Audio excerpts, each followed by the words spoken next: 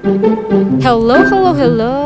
Magandang araw! Ngayon, isang exciting na video ang ipapakita namin sa inyo dahil pupunta tayo sa dalawang choices na restaurant namin na i-compare natin kung ano nga ba ang may affordable, practical at masarap na kainan sa Dubai.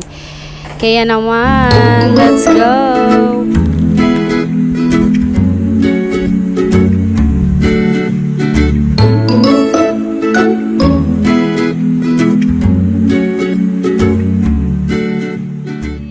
Before tayo pumunta sa ating destination, syempre, si baby, mamamasyal muna at window shopping lang. So, pumunta kami sa Nike store sa Dera City Center. Hindi pa ito yung location na. Window shopping lang ito. Ito na. Yan, on the way to walang iba kundi sa Dubai Mall. Ngayon, pupunta tayo sa dalawang restaurant sa Dubai Mall. Magko-compare tayo ng prices, yung food at practicality po ng food at quality.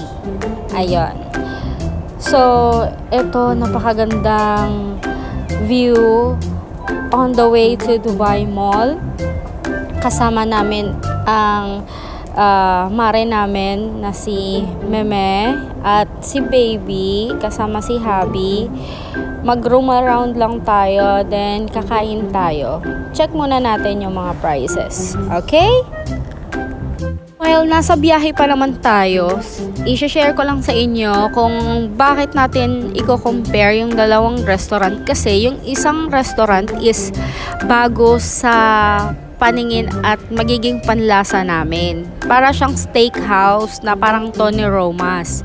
Nakita ko lang siya sa FB Reels na in-upload ng isang medyo lagi-lagi kong sinusundan na family din. So, parang inviting yung place at yung food. Titingnan natin. Tapos yung isa naman is famous at lagi naming parang parokyano na kami doon. Lagi kaming kumakain doon at yung in-order namin ay paulit-ulit lang. So magta-try sana kami ng bago sa panlasa namin. So tingnan natin kung saan nga ba tayo mapapadpad. Doon sa usual naming restaurant or dito sa bago naming restaurant na nakita. Ito na guys, papakita ko na sa inyo. Ito ay Hurricanes Grill. Ito ay located sa lower ground floor ng Dubai Mall. Malapit po siya sa bandang fountain, sa kaliwa bago kayo lumabas sa fountain area. So, ayan. Sinisilip namin yung ambience. Maganda naman siya. Tsaka parang homey, relaxing. At maraming Filipino na server. Ayan, chinecheck natin yung mga prices. Ayan, ipopost ko sa inyo yung mga menu nila from starter to yung main course nila. Mukhang inviting tsaka mukhang masasarap. At sabi ng server, nakita ko rin sa video na yung serving is malaki talaga.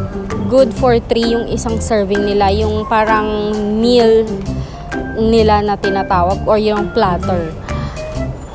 Ngayon, syempre, kung i-compare mo sa another restaurant na lagi namin kinakainan, okay pa din dun kasi maraming choices from pasta, starter to main course, salad at drinks nila.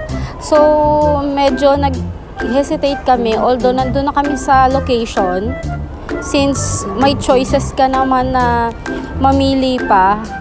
Nag-exit kami sa lugar na yan at pumunta pa rin kami doon sa favorite place namin na Cheesecake Factory.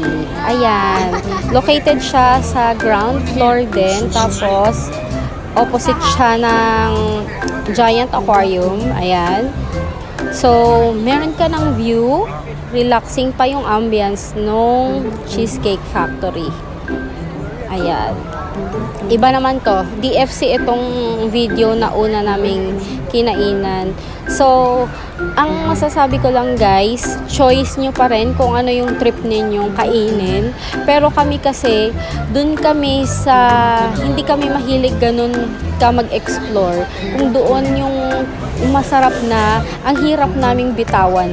Kasi nakasanayan na namin at talagang masarap. Ayan. Ito ay DFC naman. So, pinapakita ko lang sa video kung ilang beses kami siguro sa isang taon kumain doon. Kasi nga, nai-enjoy namin at fine dining siya.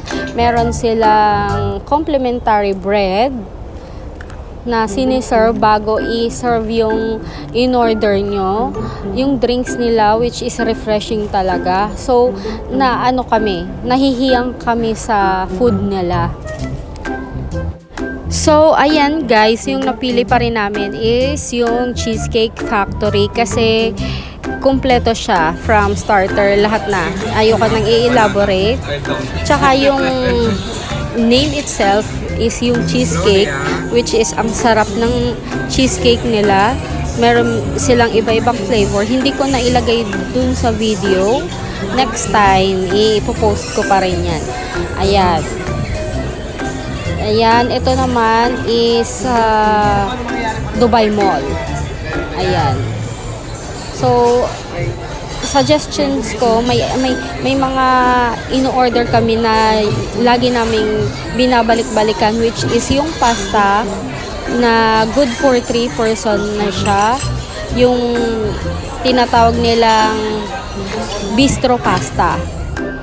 Tapos, yung main course naman is yung Cajun little chicken fillet.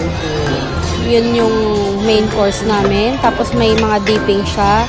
Si baby naman, binibigyan nila ng banana and bread.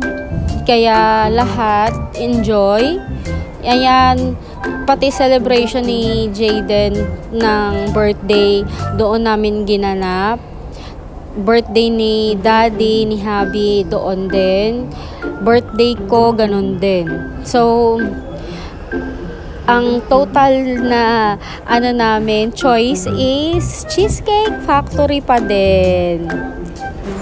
So guys, hanggang dito na lamang ang aking comparison sa dalawang restaurant na pinuntahan namin. So yung choices pa rin ng lahat is Cheesecake Factory compare sa Hurricane Grill. Pero hindi ko naman sinasabi na hindi siya masarap doon. Talagang gusto lang namin si Cheesecake Factory yan. So, thank you sa lahat ng mga nanonood. God bless. Thank you for watching.